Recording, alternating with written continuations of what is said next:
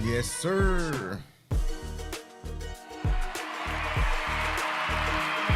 We are back in the building, ladies and gentlemen. We are back in the building. Thank you for all your love and your concern and appreciation for your boy. So I gotta move the mic extra close today because I can't really push out the way I normally would. So who knows? This might even sound a little bit better. Matter of fact, let me adjust a little bit more. So what's good, man? How's everybody doing today?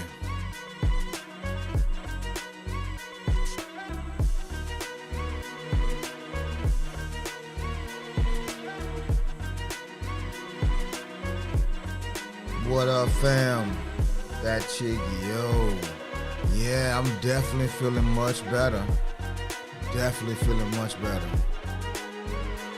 What up, D-Rob? Appreciate you. Toronto Riggins, what's good? What up, Craig G? Yes, ma'am. Yes, sir. Back in the building one more again. And I will say, you don't realize how much pain you can tolerate until you absolutely have to tolerate it. And I say it a lot of times, and even I forget sometimes that sometimes we have a pain tolerance, at least for me. My pain tolerance is so high, I could be in pain for weeks. But the moment my body adjusts to that pain, I'll forget that I'm in pain. It would just become a normal thing for me. And when I tell you Christmas time, you know, we down at the beach. And the day after Christmas, I got this pain in my jaw that was really shooting up until right here, right below my my glass arm is. It was going from here up to here. And every time I would drink something cold, every time I would drink something hot, this whole side of my face would just light up like a Christmas tree. The only problem was I couldn't figure out where exactly it was coming from. I couldn't pinpoint it. One moment I feel like it's down here, the next moment I feel like it's up here. And so I go to the dentist while I'm at the coast.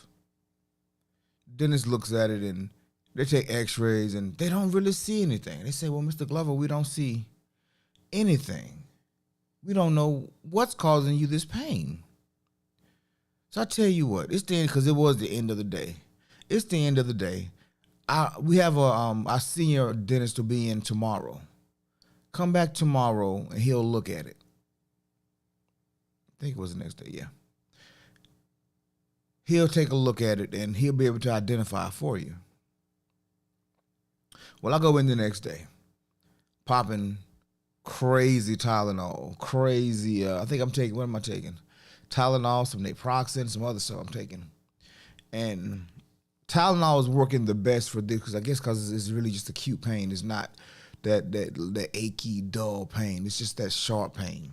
It's only Tylenol is really working super the way I wanted to.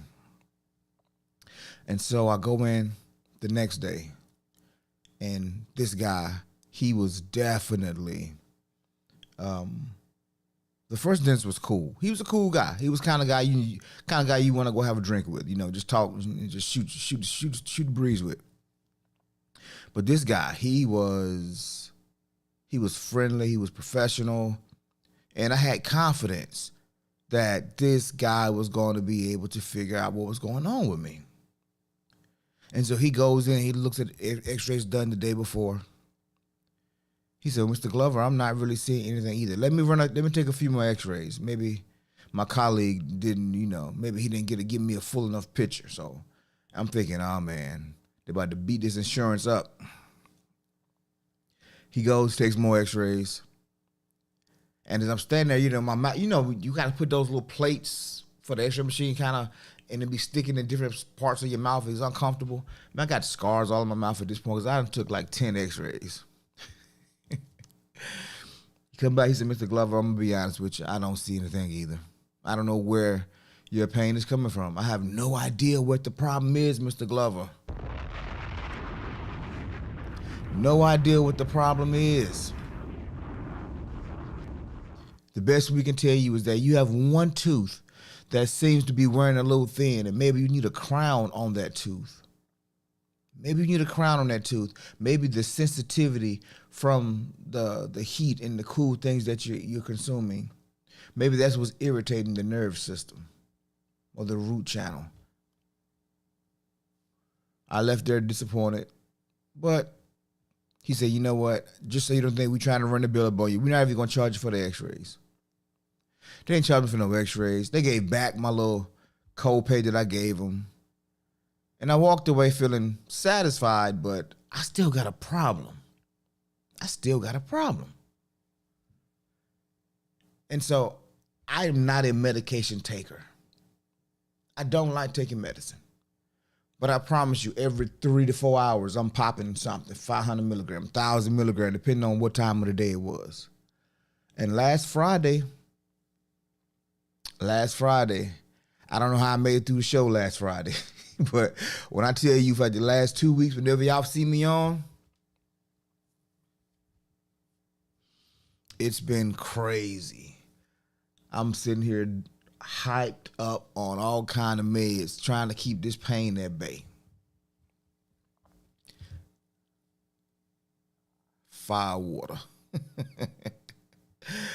Oh, man. And so I called another doctor, the dentist, and they scheduled me. I said, I can't do it Monday. I got a live production Monday. I need Tuesday. So I go in Tuesday morning. Y'all, when I tell you, woo, this was the most pleasant experience I've ever had at a dentist office. The staff was friendly. I mean, the most unfriendly person was probably the receptionist, and she was nice. But the dental assistants, they were nice. They were professional. They were concerned. The dentist came in. He was a big guy, so I got a little concerned because, big guys, big hands trying to, get in your mouth. Just like, pause. Woo, I haven't had the best of experiences with that.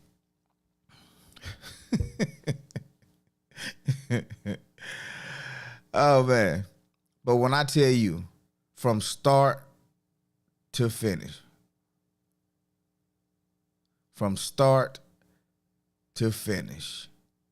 it was the most pleasant experience I think I've ever had. And yes, I still got a little pain happening right now because I stopped taking medicine already. I mean, it just happened yesterday. I stopped taking. This is how much I hate taking medicine. I want to see, can I do it without it? And so I'm not even taking medicine anymore. But I'm in far less pain than I was a week ago. And so this doctor, he came in, he looked at my x-rays. He said, Mr. Glover, I understand what the other dentists were saying. He said, but I think I see something right here. It's a shadow right here. It's easy to get confused with the shadowing of the whole x-ray film. He said, but I think it's something right. I think this may be your problem. So he did this thing where he took some what you call that really cold stuff that I can't think of it. It's not ice, but it's kind of like, y'all know what I'm talking about. Somebody help me out there. And he started touching the teeth at the top, touching the bottom. And we soon discovered which tooth it was. And it was the one that he saw that huge shadow on. So he said, Mr. Glover, unfortunately, we're not going to be able to treat that because it's actually below your gum line. We can't feel that. Tooth has to come out. Y'all know, man. The older you get, bro, you keep losing stuff, man. I ain't growing no more teeth. I don't want to be losing my teeth now. Come on, now, doc. Can we do something? He said, I'm sorry, Mr. Glover. I know you don't want to lose your teeth, he said, but it's not in your smile profile. It's at the very back of your mouth. You only need it for grinding and crushing stuff, and all your other ones are healthy. You're just going to have to eat them now. If you want to spend extra money to put something back there, maybe we can do something, but you don't need it. So I get in, I get out. I feel 1,000% better, and I'm not even healed yet. So shout out to Dr. Moore, Aspen Dental in Garner. I drove way to Garner for this guy. And I was going to go to one that's close to my house, but I am not. Hey, that man got my business forever. And wherever he moved to, within reason, I'm probably going to follow him. That is the best experience I had with a dentist ever. He didn't cause me any pain or unnecessary pain, that is. He explained everything to me. He was upfront about everything that he saw. His assistants were on point. The office was clean. Everybody was smiling. I said, this must be what I feel like to have a lot of money, because I had never got that kind of experience before. So it made me think about it, man. How many hours has that doctor gotten in? Because y'all know what the rule is, mastery. To master something, there's a 10,000 hour rule. And they say that, matter of fact, Robert Greene talks about it a lot. And I got an interview pulled up that I'm going to play for you here in a second. But just to kind of check y'all post this morning, what have you mastered? What have you spent 10,000 hours on that you would consider yourself a master at? If you haven't spent 10,000 hours on anything, put a 0 in the chat. But if you have mastered something, put a 1 in the chat. I know some of you might not be able to type out full sentences, but you know. If you have mastered something, put a 1. And if you can't explain what it is, explain it. Tell us what it is.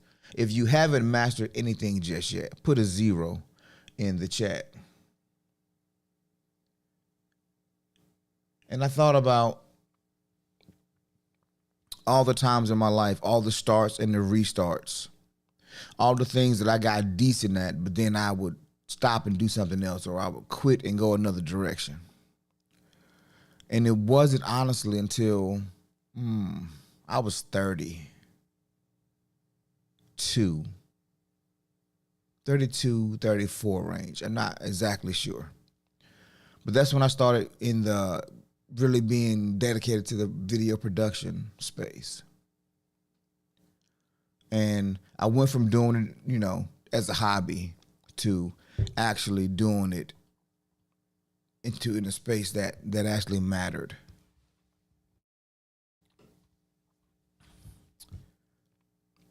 Of course. Hey, boo. Javier says eating. What up, Health Talk? Hey, man, grown man with hands in my mouth, bro. What up, Kay? Yeah. Bro, you know you in pain. You know you in pain when you are a straight male who's willing to let another man put his hands in your mouth and then pay him. You need some answers. Oh, man. Craig said 0. Toronto Reagan says being a better version of me is what I have mastered and still mastering it. That Chiquio says 0.5. Radio says staying alive. K said babies. All good answers. All good answers. The staying alive one, though, that's wild. That's wild. Yeah, we've all put about 10,000 hours in that because we ain't missing too many meals if we can help it. And if something hurt, we going to get it checked out. We trying to prolong this thing.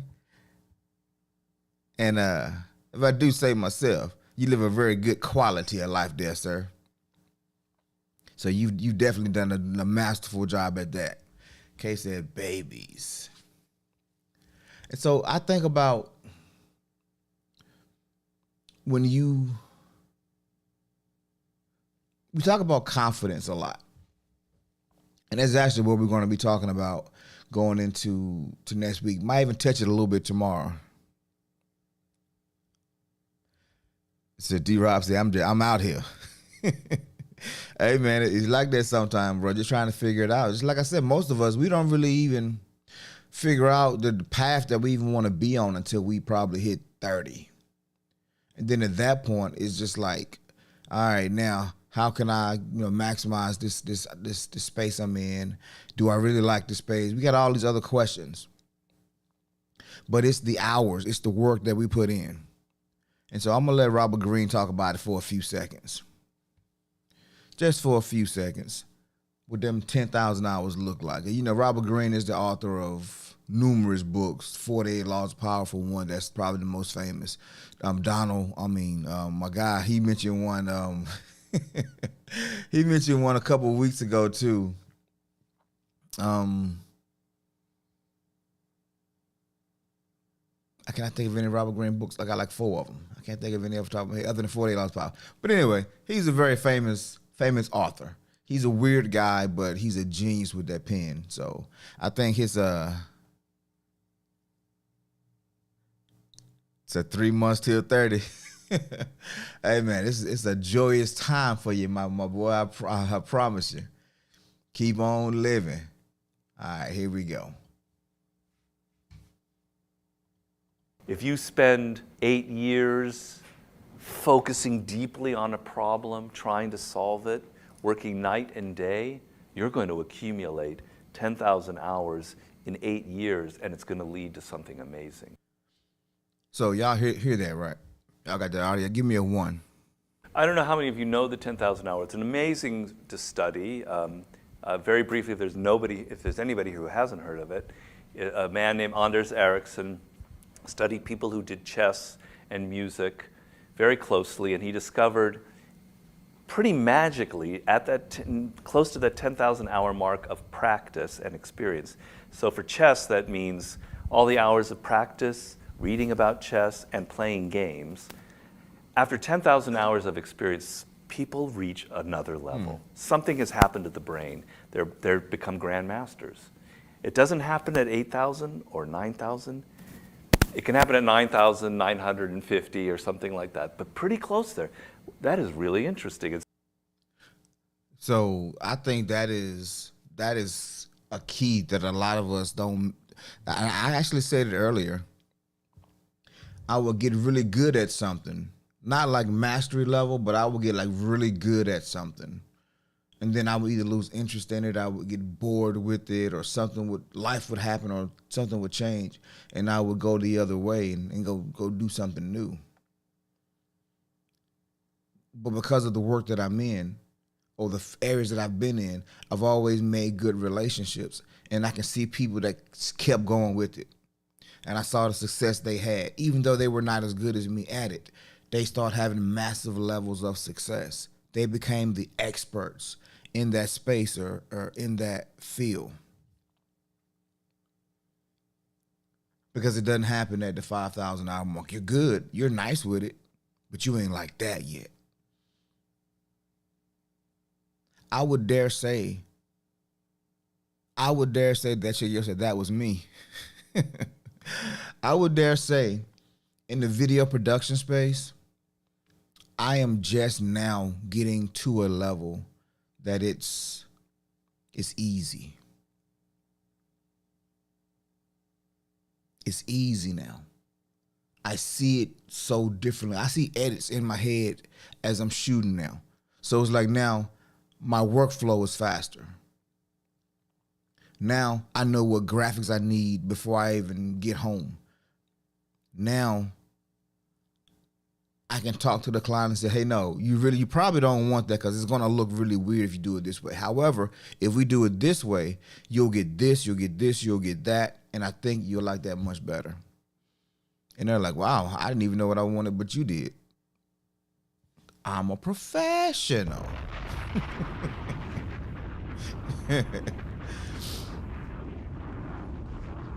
And true to form, I'm just getting good and I'm about to get out of it. But not because I'm bored with it. Not because, I mean, I'm always going to do video production stuff.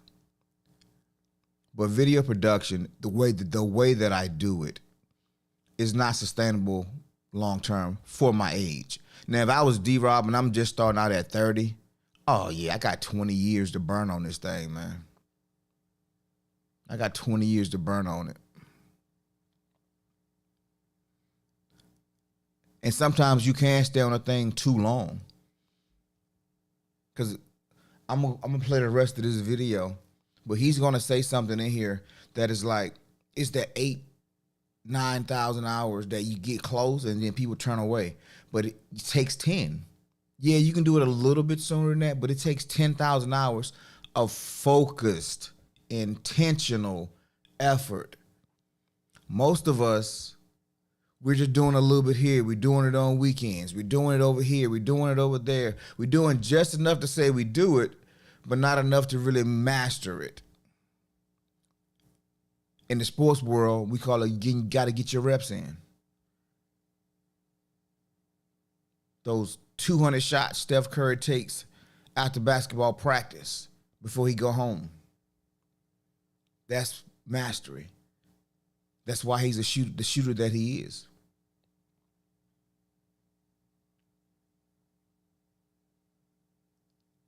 How many of you, put a 1 in the chat, if you have gotten really nice with something and then walked away from it? Other than that, she said that was me. Me and her got the same story, apparently. You got really nice with something, then you walked away from it to do something else. Well, no matter whether you got bored with it or you got tired of it or something changed. Yeah. Sometimes we call it stunning our growth. We're stunning our own growth. We're self-sabotaging. But all the time, but most times it's not true. Life changes and career and paths change, and we decide to do other things. But just know it's going to take 10,000 hours, and 10,000 hours is not a short cave. She put a bunch of ones in the chat. And 10,000 hours it takes a while to get there. It takes a while to hit those 10,000 hours. But something about when you get there, it's a switch that flips in your brain. I remember my last year, this is high school football, but it's the first example that I got of it. I've been playing football since rec league. So by the time I got to my senior year in high school, I had played football 2 years of rec league, 2 years of middle school, and 3 years in the high school level. So we looking at 7 years of football.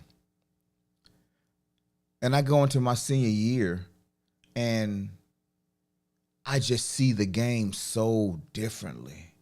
Everybody's moving in slow motion, and I'm able to get to the ball so fast. I'm able to do things that I struggled doing years before just because something in my brain had finally clicked, and I understood it at a higher level. It's almost like when The Last Dragon, when Bruce Leroy catching bullets with his teeth. Randy said, I'm the master of good enough. Psh, stop. Stop it, dude. Oh, man. Stop. But yeah, the whole movie, everybody was trying to tell Leroy one thing. Bruh, you are him.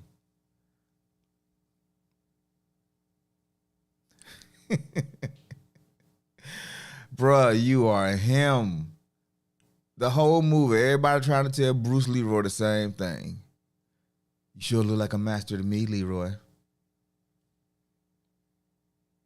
He graduated, he catching arrows, and the master gave him, he's okay, you need, apparently you need another quest. Because you don't believe me when I say you ready. He said, no, master, I need more time. So he sent him on a quest to find some dumb gooey. But sure enough, who's the master?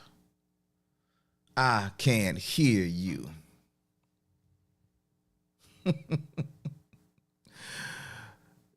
Yeah. Boy, you know, I'm glad you on here, bro. I had 25 tackles. You do realize that was at halftime, right? That was at the half. I think I finished with like 38, 40 tackles. Who the master? The game just gotten so easy, and just like that, it was over. I didn't finish my senior year. So the time that I got the closest to mastering something, it was kind of taken away from me, but I kind of let it get taken away from me. Long story. But that's what mastery looks like. And most of us are walking around, we've dedicated our lives to something, and we've gotten good at it, but we've kind of, for some reason, not stayed the course. And in The Last Dragon, everybody was clowning him because he was so dedicated to his cause of being a kung fu master. His brother was clowning him, his pops was tolerating him, his mom was supporting him, but you know, the people in the community was like, here go Bruce Leroy. That's why they call him Bruce Leroy. Even Sho'nuff heard about him. It's like, man, this cat Leroy, man. Sho'nuff was like, no, he ain't better than me. I put in 8,500 hours. He ain't better than me. So he wants you to know who the master is. So he would say it. Who's the master? Sho'nuff. He said, am I the prettiest? Am I the meanest? Am I the baddest mofo low down around this town? Well, who am I? Who am I? I can't hear you. I mean, I've only watched it like twice, and I got all that because it was just so repetitive. 2 times, promise. But yeah, man, the whole movie, and then at the end, he finally realizes, I am the master.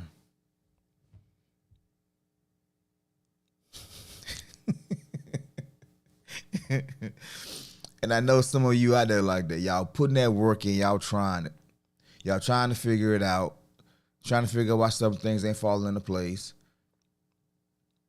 And I've put in, honestly, I'm not even sure if I put in 10,000 hours in video yet, but it's close. It's very close. But I've put just as much time into speaking. It's like a 50-50 thing, which is why I'm always so tired, because I'm burning the candle at both ends. But speaking is a thing that I can still do when I'm 70. Speaking is a thing that I can still do when I'm 80. Writing books, something I can do the rest of my life. Standing behind a camera, climbing up walls, and no, that's the young man's game. I'll start instructing my son on how to do those things. Give him the cheat code because I've mastered a certain level of it. And so now I can help him get his 10,000 hours in. But for me, I'm taking the other route. I'm going speaking, which is why I want to be here in the mornings, even when I don't feel like I should be, even when I'm in pain, even when I'm tired, even when I ain't got a lot to say because I got stuff in my mind, because I know how important it is to get those 10,000 hours. I understand that's the secret. That's the key to a lot of success. Being intentional when it's good outside, when the sun is shining, when it's 2 degrees, being intentional about whatever it is that you're doing, because that's what you're mastering. And look, I ain't had no caffeine this morning because I also woke up late. So I'm going to go run and grab me some coffee real quick. I'm going to play this video. So you guys enjoy it. I'll be back in like 30, 45 seconds, I promise. So he's found the same thing in music, and then he goes back and he finds that in other areas, like in sports, etc. So that means that at that mark, the structure of the brain has physically altered. And I can explain that, and he can explain that as well, why that happens. But the point isn't merely counting the numbers. That's the problem people have. They think, oh, wow, if I just have 10,000 hours, I'm going to be Einstein or Steve Jobs. No, it's not that. It doesn't work like that. It's not just the number of hours, it's the quality of the hours. So number one, it's the intensity. If you spend 8 years focusing deeply on a problem, trying to solve it, working night and day, you're going to accumulate 10,000 hours in 8 years, and it's going to lead to something amazing. If it's spread over 30 years where you're just tinkering on the weekends, nothing's going to happen. It needs an intensity of time, because intensity of time is almost like a mathematical formula. Those connections that happen in the brain at 10,000 hours, they're going to start happening really quickly. Whereas if it's spread out over time, you don't have all of that energy. You forget things. They slip from your memory, from your long-term memory. So it has to be intense, and there has to be other things like what's known as deliberate practice, which means we tend to practice those things that we're the best at. So let's say we play the piano, and we're really good at playing Baroque music and Bach. We'll tend to just keep playing that because it gets easy and it seems fun. Whereas the things that we don't like, we don't practice, whatever that would be. So our skill becomes very lopsided, right? And a person, the 10,000 hours, you have to practice the things that you're not good at. So you can develop a really well-rounded skill. Because if you sit there and simply repeat things that you're already good at, that doesn't count for the 10,000 hours, I'm sorry. So the quality matters and the intensity matters, and then that will make that 10,000 hours really important. As a manager, you know, that's the art of dealing with people. I mean, there are other things involved, but it's a skill in how you motivate people, how you get people to work together, how you get rid of people who are malcontents. That's the art. It's the art of dealing with people.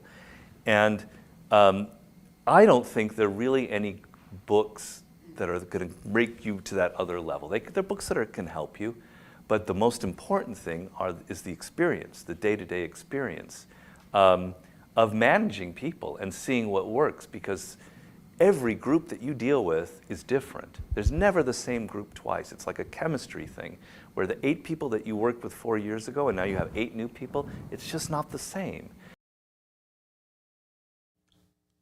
Okay, so one of the biggest takeaways I wanna pull out of there. He said it's the dedicated time. So whether you're in management, whether you're an entrepreneur, whether you're starting a podcast, whether you are a videographer, photographer, whatever you do, it is the dedicated, intentional time. Because the biggest commodity that we have as humans is time. It's the one thing we can't get back. So we have to be intentional about it. We have to be intentional about it. And I think that's the one thing we get so busy, we get so caught up living, just trying to live life and trying to survive, trying to make it, that we miss so many intentional, critical moments that could be life-changing, that could set us on a path of true mastery. But, and I do get it, the society is wild, it's different, it's changing. It's changing. And so what I want to do is probably tomorrow and maybe Monday, we're going to really dig into confidence. What does it mean to be confident? What does confidence look like? What does that fake confidence look like? We're going to really dig into confidence. Because the thing that I believe most of us that have success but haven't quite hit the levels that we're trying, it comes down to confidence. Just like I believe that in life, we all want peace. And it's one thing now, don't get me wrong, when you nice with something, when you nice at something, you are confident. You have a certain level of confidence. But when you have that supreme confidence though, some of the most humble people in the world are the ones who can do a thing and make it look so easy, so effortless, and you struggle trying to duplicate what they did, but you was like, there's no way. How do they do this? Because they've hit that mastery level. And because they have reached that mastery level and they hit supreme confidence, they're not boastful. They're not braggadocious. They're not lording their skills and taunting themselves on this platform. They just chill. And they giving everybody the game because they want people to be there with them. Because it is lonely at the top. If you master something, do you want to hang out with average people every day who all they do is complain about how this doesn't happen and how they've tried and it just don't seem to work for them? But you who've been through those 10,000 hours, you know what it's like to master it. It's like talking to your D-Rob partners for a second. It's like you got a 16-year-old kid, boy or girl, don't even really matter. And they gonna tell you, because they got a part-time job, they gonna tell you how hard it is to go to school and work a part-time job. They working 22 hours a week now, mind you, and they go to school. But they gonna tell you how hard life is. Matter of fact, they wanna give you advice. Mom, Dad, you see, you should be like me. You don't understand my plight. You should give me more leniency because you don't understand how hard it is. All the late nights, I got to stay up and study. And then after I get off work, and then I got to get up early in the morning and I got to hop in the car that you bought for me and drive to school. I don't even have time to get my Starbucks in.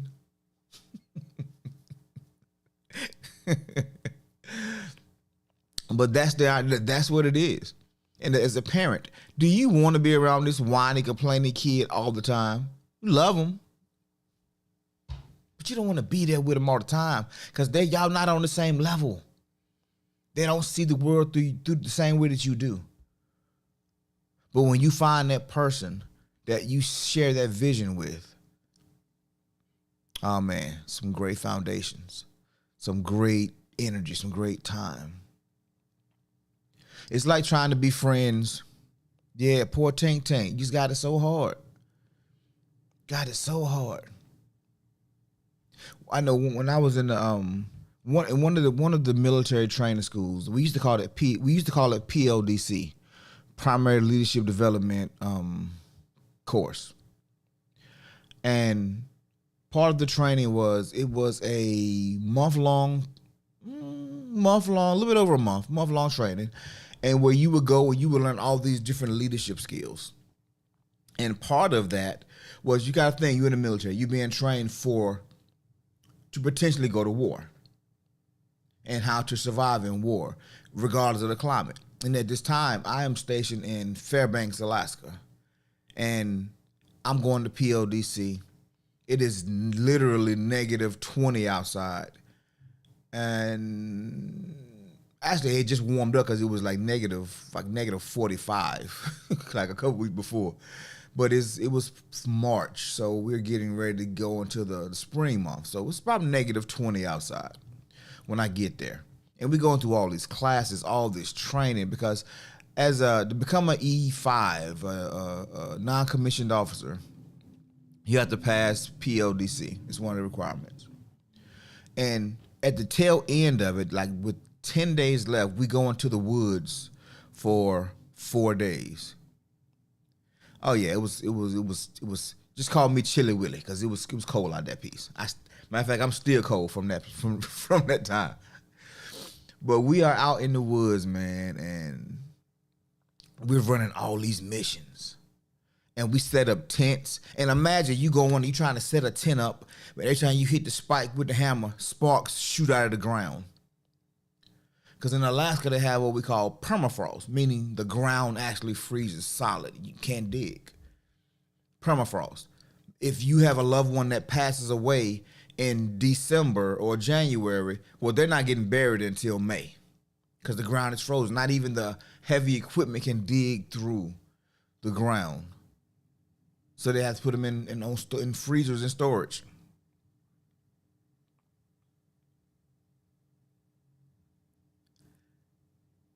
That you say, I can have that.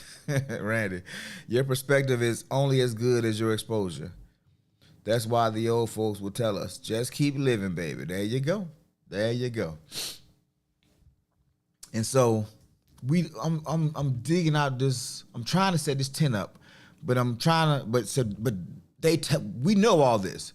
But in the moment, they give us tools and say, all right, set your tents up, do this, they do that. And they just sit back and they want to see how fast we adapt to change, how fast our recollection comes back to our training to where we know we told you this. Now let's see, can you remember? Let's see, can you adapt or apply what you've already learned? And here's the kicker. We can't sleep the whole time we out there, and we're out there for at least 4 days. So there's no sleeping. We're running 2 missions in the daytime, 2 missions. So we're running 4 missions a day. We're eating 6 to 8 meals a day. No sleep. So I'm thinking, why the hell we set up tents if we can't go lay down? But it's part of the training. So imagine now somebody coming to me and tell me, man, I ain't slept in 24 hours, man. Oh man, I'm tired, man. I listen. I'm just,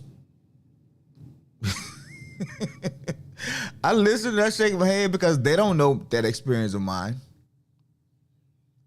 But those who has been through it, there's a higher respect level because they've been through what I've been through.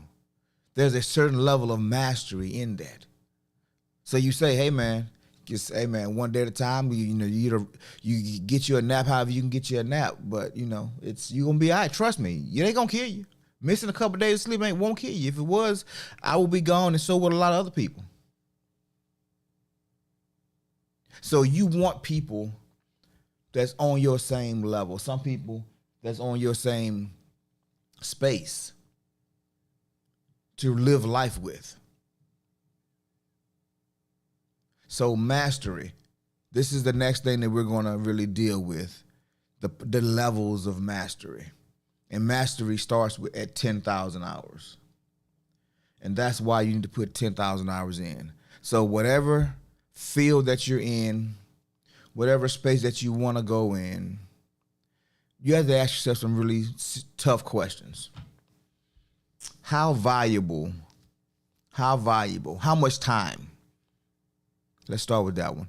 How much time do I actually have to do these 10,000 hours? I'm damn near 50. I don't have another 10,000 hours to start on another project. I mean, I may, but tomorrow's not promised to any of us. And I've been on this earth for 48 years.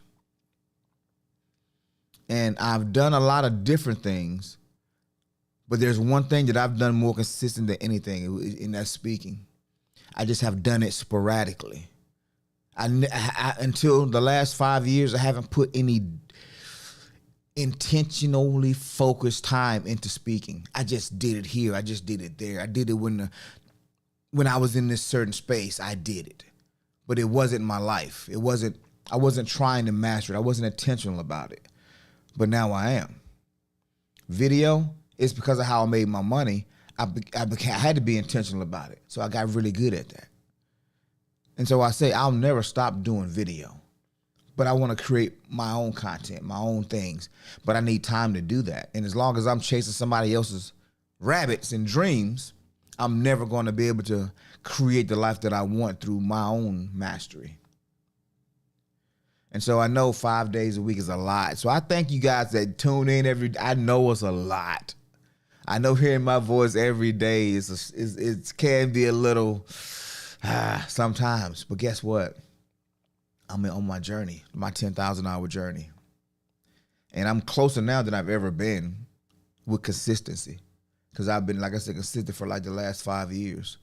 And I don't know exactly what hour mark I am, but I do feel I'm starting to see some things different. I'm starting to understand some things differently. So when you're looking at your dreams, when you're looking at what you're doing in your life right now, how much time do you really have to devote to it? If you only have an hour a day, 2 hours a day to devote to it, you're looking at probably 20 years before you get them. I ain't did the math on that, but I know it's a long time. If you want to do the math, help yourself. But if you're only able to give 2 hours a day to something and you're 50, I'm not going to say, I'm never going to tell nobody not to do a thing. But a hobby is good enough. Depending on where you are in your life financially, depending on how much you can afford, you might want to put more time in if you want to be a master at that thing and you want to earn income through that thing. You might want to level that up to as many hours as you can. But you have to make that determination for yourself. You have to make that determination for yourself. Nobody else can do it for you. Where you spend your attention is solely on you. Some people, I've also become somewhat of a master at parenting. I've been parenting for 26 years. 26 years. Which is why I do what? I do parenting classes. I do fatherhood trainings. Because I've done it for 26 years. It's not a lot I haven't seen. Not a lot I haven't heard. Not a lot of questions I can't answer. It's mastery. And when you think about it from that perspective, most of us are doing things or are good at things that we just take for granted. But we've put so much energy into it. J. Cole's song, No Such Thing. There's no such thing as a life that's better than yours. It's not. People that see other people having success, and the first thought was, man, because they are this, they can do that. Because they came from here, they can do that. Because they did this or they got these people on their side, they can do that. People like what they doing because it's easier to understand. No. Your people will know you. Your group, your tribe will know you. Because y'all think alike, y'all love the same things. Now, I can't promise you there's going to be 20 million in that tribe. But I do know that everything that you do, every idea that you have, every thought process that you believe, somebody else is going to agree with you somewhere. 7 billion people on the planet. Oh, you got a tribe. But you got to be good enough for them to want to follow you. You got to be good enough for them to want to champion or fight with you with those ideas. So that's mastery. 10,000 hours. I like that comment, Randy. That was good, bro. Your perspective is only as good as your exposure. Your perspective is why exposure matters. It's why exposure matters. You know, I told y'all, I grew up in not in the projects, but across the street from the project in the little shotgun houses. But every day I used to walk through this community with these big houses and white picket fences and 2-car garages. And this is the 80s. People living a fantastic life. And I got a chance to see that. That wasn't my lived exposure, but it was something that I can go on my vision board. Like, man, I wanna live like that one day. Why don't my people live like that? And then I was fortunate enough to meet the right people and then get a job as a dishwasher at a country club, which I never washed a dish in that country club because the same night I started, they put me on the wait staff because they had a big event and nobody on the wait staff showed up. So they need somebody who can bust tables. So I bust tables so well. And only because I was an usher. I was an usher. Shout out to the ushers at church. And I had the black pants, the white suit. They gave me a bow tie and a cummerbund, right? But I'm used to saying, "Hey, can I help you? You need to get new." I was an usher, and so busting tables and filling water and tea wasn't a hard thing. It wasn't a hard stretch for me, but I already had the skill set because I've been an usher for almost 10 years since I was 7, and now I'm 17. You see, your gifts always make room for you. So I want you to think about today, everything that you've been doing. everything that you spend time on and energy on, how can those skills benefit you in what you actually want to do? How have they benefited you so far? And I want you to really dial in and just lock in on what it is that you truly want out of life. Whether it's a career, whether it's a hobby, whether it's a relationship, lock in on what it is that you truly want. And I promise you, somewhere in there, you got 10,000 hours or close to 10,000 hours of some really good stuff you've done or some really bad habits. But once you can identify what's been holding you back, once you can identify what's been giving you the edge, you can double and even triple down and go ahead and master that thing and lock it out. And now you become the expert. And people pay experts. I will follow Dr. Moore as a dentist no matter where he goes. If I gotta fly to state for a dental appointment, I will. I'll go the day before to enjoy it. The city, wherever it is. Craig, Jesus, a humble start. Yeah, for sure, bro. So they don't know about them white nurse shoes. Oh, I see that yo was an usher too, huh? Yeah, man, but everything that you've done in your life, it is leading you somewhere. It is helping you get somewhere. Or it is holding you back because you can master some bad habits. You can master some bad things. You can make it a part of your identity and it'll always hinder you. Always hinder you. Just finished attachment styles. I know that wasn't sexy, but it was helpful. So, I made it through. My mouth feels, I ain't talked this much in a couple days, so I'm starting to feel it a little bit. Just a little bit. Just a little bit, but I'm glad I was here. Get another hour, add another hour to my tally. Ursula, baby. Toronto Ricky says, man, church plays a big part in life, teaches you a lot. We grew up in the church. I know, right? Yeah, but it's everything, man. It's everything. We spend time and attention every day doing stuff. We're just not intentionally doing it. We're doing it because we either have to do it, somebody's making us do it, but nonetheless, we're doing it. Nonetheless, we're doing it. So let's really take an inventory of what we're doing and understanding why we're doing what we're doing and how can that benefit us. Because if you got 10,000 hours in something that you don't necessarily want to do, but that skill may translate into something else. Or, as somebody told me a long time ago, you don't have to be a 10 to teach somebody that's at a 2 level. So wherever you are, you can capitalize on it. But it has to be your intention, meaning you got to know what you want. Randy says, luck equals opportunity plus preparation. Yeah. And so the thing is, most of us are preparing for something that we don't even know we're preparing for. We're just doing stuff. And then opportunity comes and it's like, hey, I got lucky. Woo, no, I didn't get lucky at the country club. I had been waiting on people for 10 years before I even got to the country club. And so I was an easy selection.